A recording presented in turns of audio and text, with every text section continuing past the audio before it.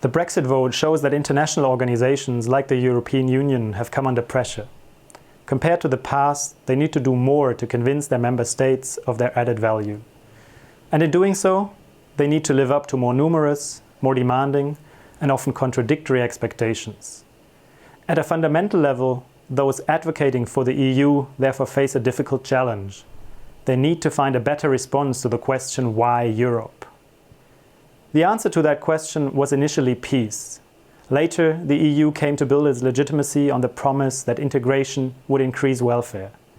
But subsequent generations have been inclined to take peace and welfare for granted. These generations came to value a Europe in which they could move freely, a European identity which they could adopt in addition to their national one, and a European legal and cultural regime that provided guarantees for democracy and human rights. Today, all of these narratives have become fragile. War has returned to the EU's borders, the economic crisis looms large, and many citizens either feel the downsides of free movement in Europe or share the view that the EU institutions suffer from a democratic deficit.